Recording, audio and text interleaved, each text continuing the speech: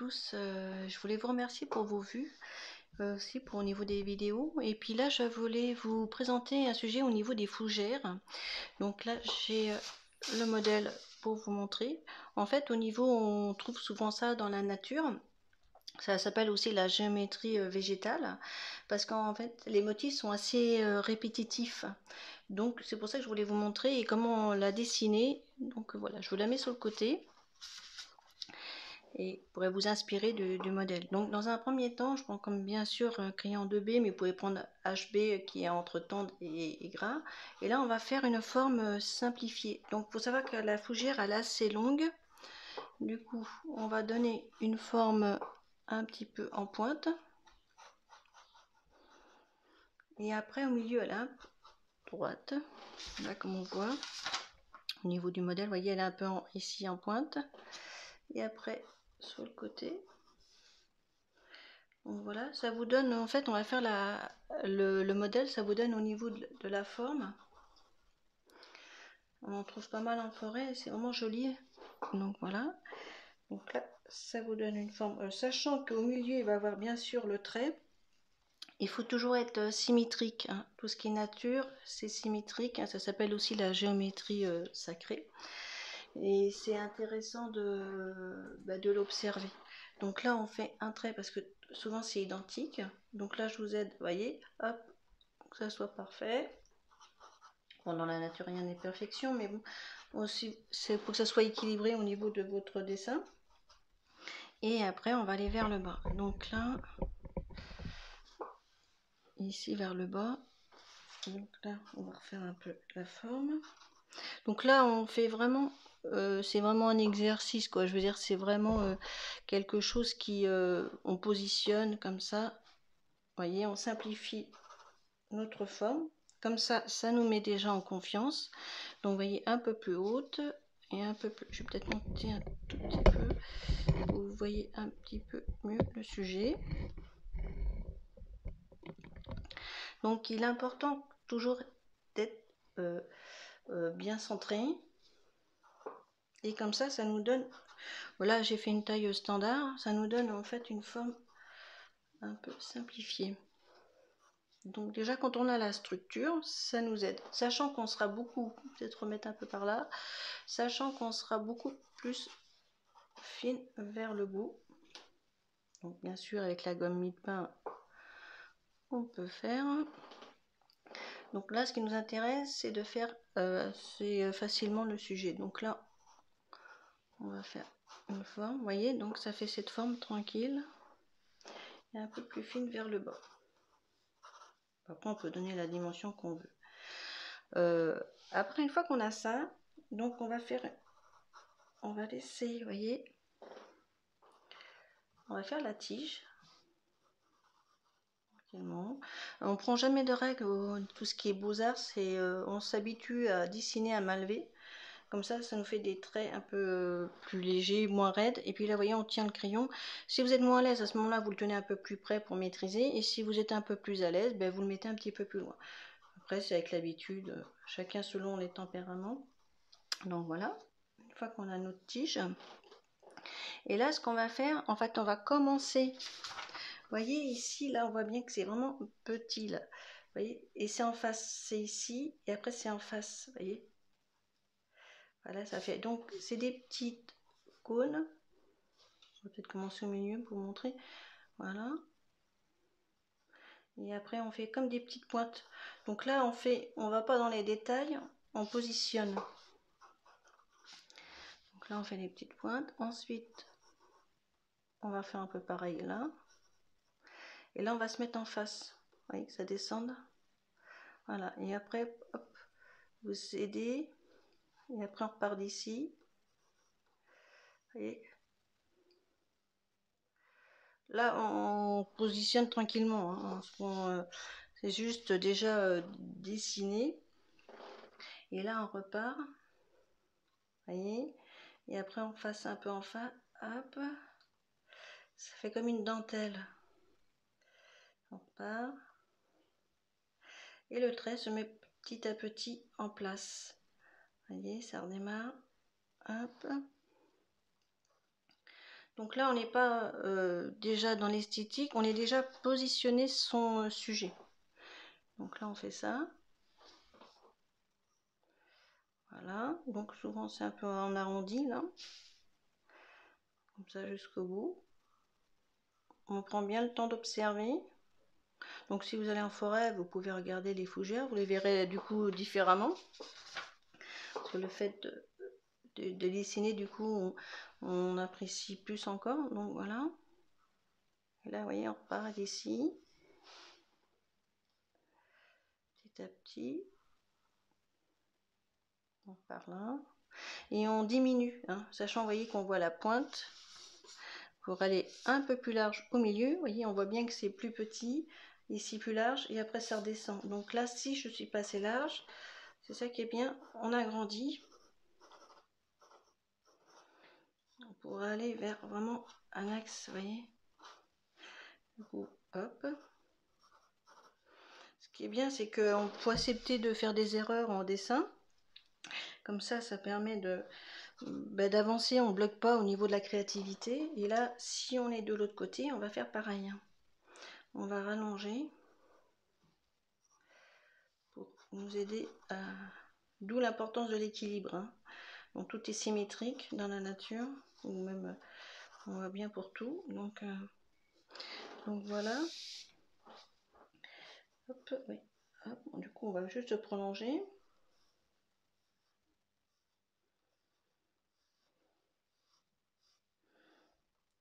Donc là, on est là. Après, on prolonge petit à petit. Et après, on va être plus petit. Hein. On va être beaucoup plus petit. Donc une fois qu'on a fait ça, on continue. On voit si on correspond. Bon là, hop, après on prend plus son temps. Important de prendre son temps au dessin. Et là on peut finir comme ça. Donc là, une fois que vous avez mis à peu près en place votre sujet, hein, voyez. Donc là on va prendre un crayon, j'ai pris, on peut prendre, on va voir, peut-être un peu un 3B, donc pour pouvoir sortir un peu la tige, on appuie au milieu. On va enlever aussi les traits, bon, vous voyez, avec la gomme mie-de-pain, on va enlever les traits. Voilà. Donc il faut savoir que la tige, vous voyez, ça va être clair au milieu, vous voyez, assez clair. Donc là, peut-être on peut tailler votre... On va laisser le blanc. Donc il y a toujours des jeux d'ombre et de lumière qui va nous permettre de ressortir la tige.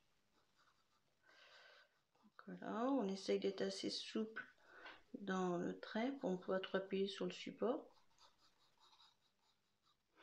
Et donc une fois qu'on a fait ça, on va commencer à aller vers... vous voyez, on va donner un peu de souplesse à la tige. Donc là, pour tourner dans l'autre sens.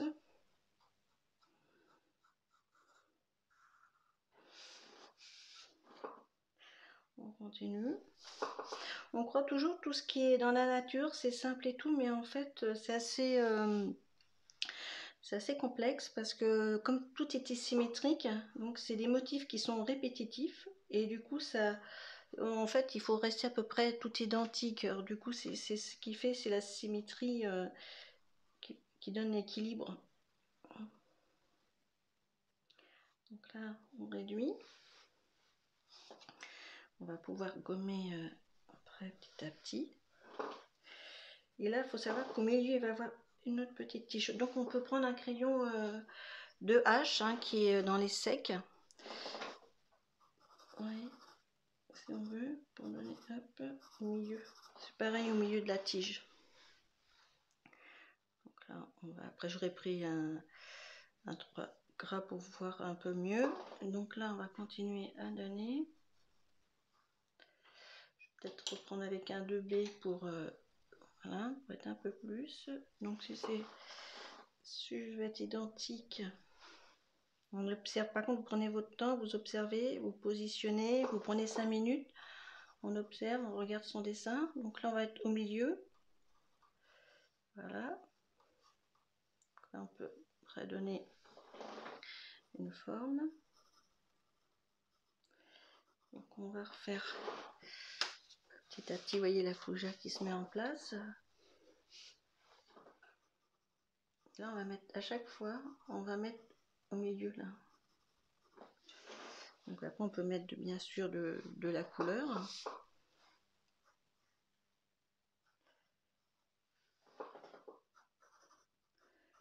Voilà. Après, ça peut prendre du temps aussi. En fait, ben, du coup, quand on observe bien tout ça, c'est assez simple, mais ça demande de la précision. Aussi, donc là, on va rajouter là. Hop. On peut gommer.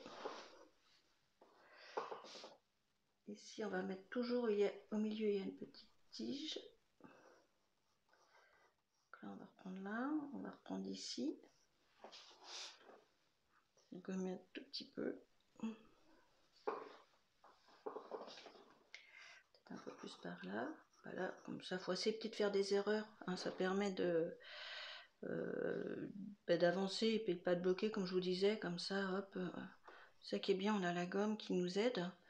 Et ensuite, comme ça permet de faire les choses. Donc là, on prend petit à petit. Vous voyez, en face, ça fait un peu comme des petites piques en décalé. Et petit à petit, le sujet se met en place. Et regardez. Hop, du coup, on met ça comme ça. Et là, pareil, à chaque feuille, vous mettez au milieu. Vous voyez, vous mettez bien un petit trait là, au milieu. On rappuie là pour ressortir la tige. Et là, on va s'attaquer. Donc, vous prenez, on va jusqu'au bout. Là, au bout, oui, un peu plus fin. On va remettre un truc rond. On va enlever tous les traits sur les côtés. On va remettre un tout petit peu. Donc là, on gomme, on l'enlève. Donc vous pouvez malaxer avec la gomme de pain. Et voilà. Et ici, on va continuer jusqu'en bas. Alors ça dépend des modèles, il y en a qui en ont moins. Faut observer, ça dépend après chaque... tout le monde a sa personnalité. Je veux dire, rien n'est identique dans la nature. Donc là, voilà. Petit à petit, on va gommer ça. Là aussi. Alors après, il faut se mettre dedans. Il y a une ambiance, il y a les fougères, il y a les feuilles, il y a tout ça. Hein. Donc, ok. Et du coup, on va appuyer là. On va sortir pour donner un peu de... Hop, vous voyez. On rappuie. Du coup, un peu, voilà. On redonne un petit peu, vous voyez, du mouvement là. Bon, parce que là, une fois qu'on a positionné, ça fait un peu raide, les traits. Du coup, il faut donner du mouvement. Vous voyez, hop, on monte là. On va être un peu ici comme ça. Qu'on sente que ça vit dans la... Hop, qu'il y a le vent, il y a... les formes se mettent en place, ça bouge, tout ça. Et du coup, hop, vous voyez, ça prend tournure. Là.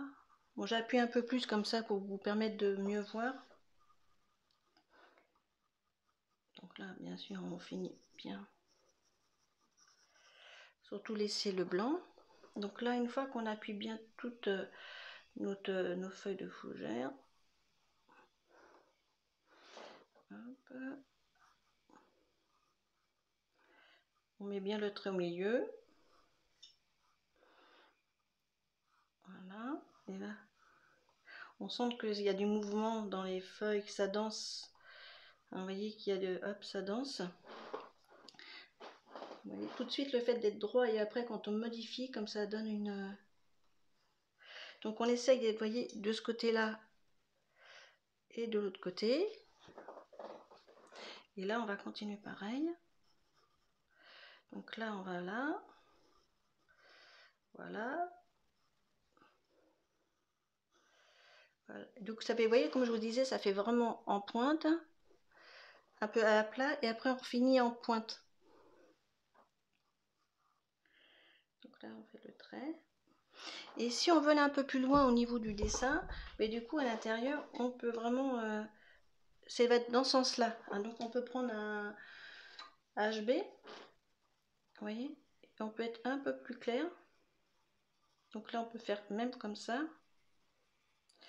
Et là, ce qui est intéressant, c'est de prendre la gomme mi-pain et on peut même laisser faire un petit trait blanc. On peut même laisser, vous voyez, du blanc.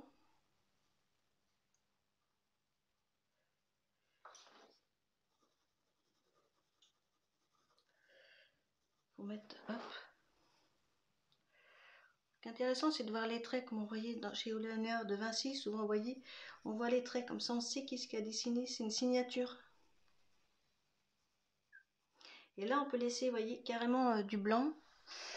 Vous voyez, peut-être un peu plus près. On peut laisser vraiment du blanc là au milieu. On peut faire la gomme. Et là, on rappuie. Hein. Ne pas hésiter à rappuyer, hein, parce que c'est quand même une couleur verte. Du coup, peut-être remettre un peu plus centré. Ça serait un peu judicieux. Hop. Donc là. On va appuyer un petit peu. On va prendre un crayon peut-être un peu plus foncé. Voilà. Et là, on est un peu à la verticale. Vous voyez, on aurait pu être à la horizontale, mais là, comme ça, pour donner du volume. Donc, si la lumière, selon bien si elle est un peu plus foncée, ben, on va hop, un peu comme ça. Vous pouvez croiser verticale, horizontale. Mais n'oubliez pas surtout de mettre le cœur au milieu de la feuille. Donc là. Et après, ben, on peut prendre à l'unité. Donc on peut être un peu plus clair par ici, selon la lumière.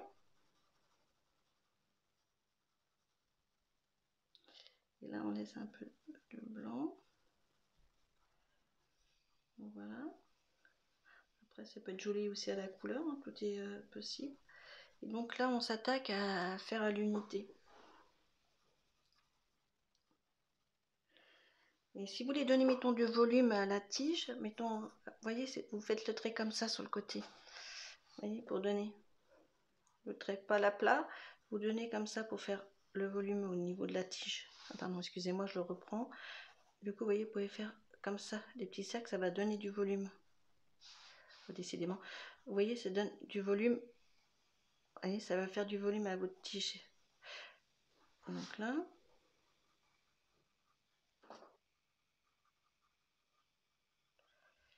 Et là, on peut reprendre un petit peu en dessous.